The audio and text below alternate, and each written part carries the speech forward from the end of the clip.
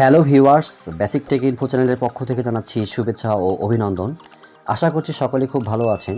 Viewers, আপনার হাতে থাকা আপনার প্রিয় স্মার্টফোনটি যে কোনো সময় হারিয়ে যেতে পারে কিংবা চুরি হয়ে যেতে পারে। বাট ছোট্ট একটা সেটিংস করা থাকলে আপনার চুরি হয়ে যাওয়া কিংবা হারিয়ে যাওয়া মোবাইল ফোনটাকে খুব সহজে ট্র্যাক করতে পারবেন এবং আপনার যদি ভাগ্য ভালো হয় তাহলে সেটা ফেরতও পেতে পারেন। আর দুর্ভাগ্যবশত যদি আপনার স্মার্টফোনটি ফেরত নাও পান তাহলে নিজের নিরাপত্তার জন্য কি করণীয় সেটাও বলবো ভিডিওর শেষের দিকে। প্রথমে একটা জিনিস আপনি আপনার ফোনে চেক করে নেবেন যে সেই সেটিংসটা অন করা আছে কিনা, কারণ বাই ডিফল্ট অ্যান্ড্রয়েড এর স্মার্টফোনগুলোতে গুগল কিন্তু এই অপশনটা দিয়েই রেখেছে। আর এজন্যই এটা দিয়ে রেখেছে, কোনো কারণে যদি আপনার ফোনটা হারিয়ে যায় কিংবা চুরি হয়ে যায় আপনি যেন সেটা ট্র্যাক করতে পারেন। সেটিংসটা আপনার ফোনে অন করা আছে কিনা সেটা দেখার জন্য সরাসরি চলে যাবেন আপনার ফোনের সেটিংসে। তো সেটিংস ওপেন করার সাথে সাথে সার্চ অপশনে লিখবেন যে ফাইন্ড মাই ডিভাইস।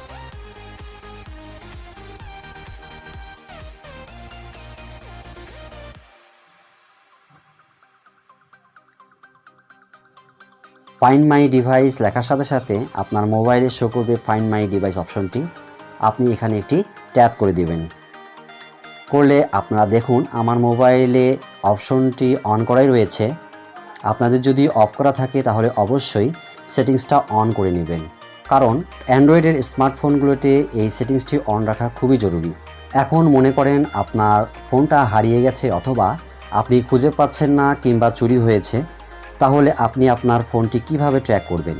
এই কাজটি করার জন্য আপনি আপনার পরিচিত কিংবা বাসার অন্য কারো স্মার্টফোনটা নেবেন, সেখান থেকে ব্রাউজারে চলে যাবেন। আর এক্ষেত্রে বেস্ট অপশন হচ্ছে গুগল ক্রোম ব্রাউজারে যাওয়া।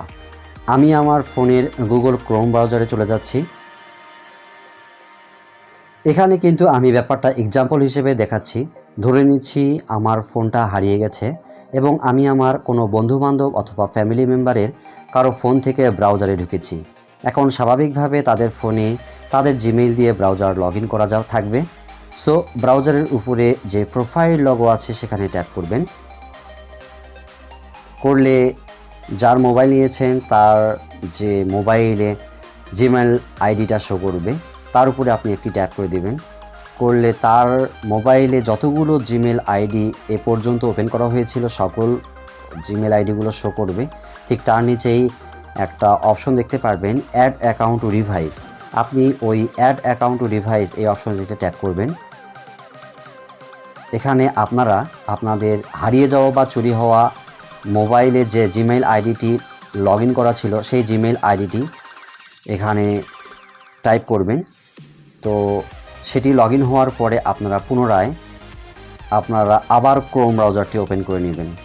তো ক্রোম ব্রাউজারটি ওপেন হলে আপনারা সার্চ অপশনে লিখবেন ফাইন্ড মাই ডিভাইস।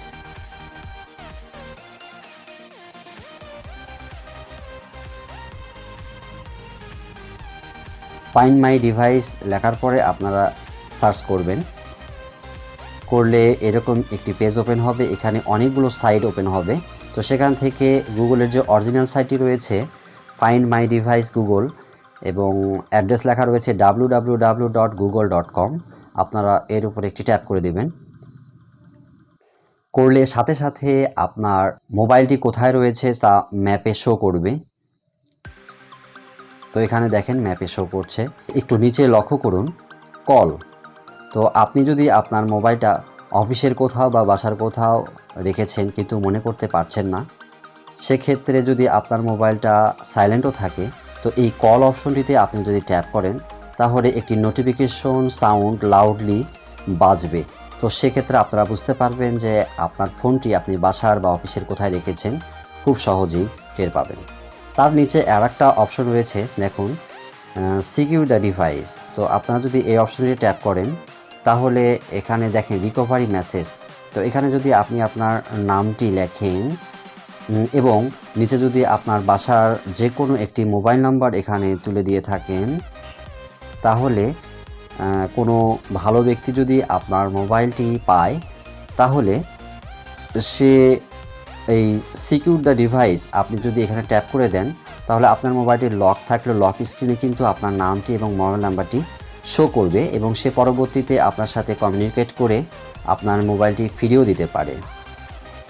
তার নিচে দেখুন আরেকটি অপশন শো করছে ইরেজ দ্য ডিভাইস। তো আপনারা যদি এই ইরেজ দ্য ডিভাইস এখানে ট্যাপ করেন এবং ইরেজ দ্য ডিভাইস এই অপশনে ট্যাপ করেন, তাহলে আপনি আপনাদের হারিয়ে যাওয়া বা চুরি হওয়া মোবাইলে যদি কোনো ছবি, ভিডিও বা কোনো গুরুত্বপূর্ণ ডকুমেন্ট বা গোপনীয় কোনো তথ্য থাকে, তাহলে এই ইরেজ দ্য ডিভাইস ট্যাপ করার সাথে সাথে আপনার ওই মোবাইলটি ফরম্যাট হয়ে যাবে এবং কোনোভাবেই সে কোনো কিছু আর দেখতে পারবে না। এখন দেখুন এই পেজটির যেখানে মোবাইল ফোনটির নাম এবং মডেল নাম্বারটি শো করছে, ঠিক তার পাশেই লক্ষ্য করুন একটি আই বাটন রয়েছে। জাস্ট আপনারা এই আই বাটনটি ট্যাপ করার সাথে সাথে দেখুন ডিভাইসের IMEI নাম্বারটি শো করছে এবং প্রথম কবে আপনি মোবাইলটি চালু করেছেন বা রেজিস্ট্রেশন হয়েছে সেই তারিখটি এবং শেষবার কবে দেখা হয়েছে সেটি শো করছে। তো আপনারা অবশ্যই একটি কাগজে IMEI নাম্বারটি তুলে রাখবেন। আর এই জন্যই IMEI নাম্বারটি গুরুত্বপূর্ণ, সেটিও আমি কারণটি বলে দিচ্ছি। যদি কোনো কারণে আপনার মোবাইলটি কোনো প্রফেশনাল চোরের হাতে পড়ে, তাহলে সে অবশ্যই মোবাইলটি পাওয়ার সাথে সাথে মোবাইল সেটটি টার্ন অফ করে দিবে অথবা আপনার মোবাইল ফোনটি রিসেট করে দিবে। সেক্ষেত্রে আপনি কিন্তু আপনার মোবাইলটা কোনোভাবেই ট্র্যাক করতে পারবেন না। সেক্ষেত্রে আপনি যদি আপনার IMEI নাম্বারটি লিখে রাখেন, তাহলে আপনি পরবর্তীতে থানায় গিয়ে সেই নাম্বারটি এবং মডেল নাম্বারটি দিয়ে একটি জিডি বা জেনারেল ডায়েরি করতে পারবেন এবং সেক্ষেত্রে এই তথ্যগুলো কিন্তু সেখানে মেনশন করতে হবে। আর আমাদের দেশের আইনশৃঙ্খলা রক্ষাকারী বাহিনী কিন্তু বর্তমানে এই IMEI নাম্বার দিয়ে মোবাইল ফোন ট্র্যাক করে হারিয়ে যাওয়া বা চুরি হয়ে যাওয়া অনেক মোবাইল ইতিমধ্যে উদ্ধার করতে পেরেছে। তো অবশ্যই আপনারা এই IMEI নাম্বারটি সংরক্ষণ করে রাখবেন আপনাদের নিজের নিরাপত্তার জন্য। তো বন্ধুরা, যদি ভিডিওটি ভালো লেগে থাকে তাহলে অবশ্যই একটি লাইক করবেন। আর আপনি যদি আমার চ্যানেলে নতুন হয়ে থাকেন তাহলে অবশ্যই চ্যানেলটি সাবস্ক্রাইব করে পাশে থাকা বেল আইকনটি অন করে দেবেন, যাতে পরবর্তীতে আপলোড করা ভিডিওর সকল নোটিফিকেশন খুব সহজে পেতে পারেন। তো ফিরছি নতুন কোনো ভিডিও নিয়ে, সে পর্যন্ত সবাই ভালো থাকুন, সুস্থ থাকুন, ধন্যবাদ।